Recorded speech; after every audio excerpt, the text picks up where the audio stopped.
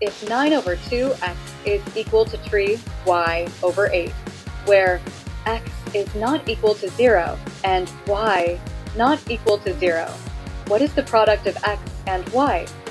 When solving proportions, the first step is to cross-multiply. This means multiplying the numerator of one fraction by the denominator of the other.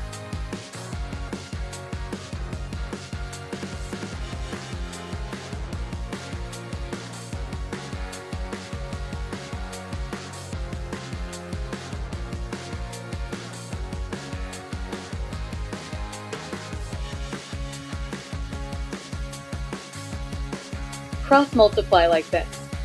9 times 8 equal to 3y times 2x.